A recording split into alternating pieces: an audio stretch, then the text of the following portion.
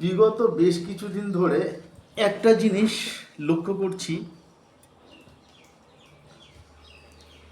আমাদের নবগঠিত রাজ্য সরকার সমাজের উদ্দেশ্যে ভালো ভালো কাজ করছে।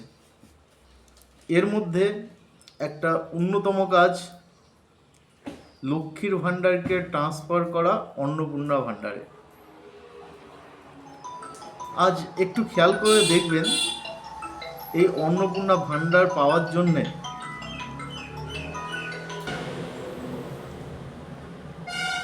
বিভিন্ন সরকারি অফিসে, যেমন পঞ্চায়েত, ব্লক অফিসে প্রচুর মহিলারা ভিড় করে চলেছে।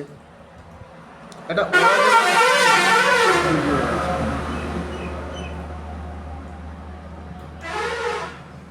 অবশ্যই সরকার দ্রুত এর পদক্ষেপ নিচ্ছে।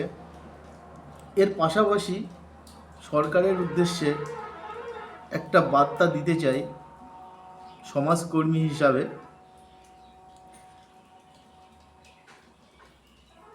বাড়ির যারা বৃদ্ধ মানুষ আছে,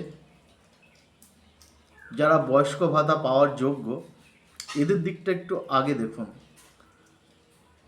যারা লক্ষ্মী ভাণ্ডারের প্রাপক, যারা অন্নপূর্ণা ভাণ্ডারের প্রাপক, তাদের ন্যূনতম সোর্স অফ ইনকাম আদার্স আছে, কিন্তু যারা বয়স্ক হয়ে গেছে তুলনায় তাদের কোনো অন্য সোর্স অফ ইনকাম নেই। অতএব সমাজে এরা সব থেকে বেশি অবহেলিত। তাদের ন্যূনতম হকের টাকাটা তারা যদি পায়, তাহলে তাদের সেই টাকা দিয়ে নিজের চিকিৎসা খরচা বা তাদের প্রয়োজনীয় জিনিসপত্রগুলো মেটাতে পারে।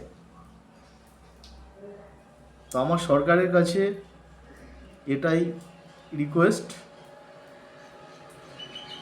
আপনারা যত তাড়াতাড়ি পারেন বৃদ্ধ ভাতার প্রকল্পের সুবিধাভোগীদের সুবিধাগুলি আগে পৌঁছে দিন। তারা আর কত বছরই বা বাঁচবে, শেষ বয়সে তারা একটু রিলিফ পাক। ধন্যবাদ।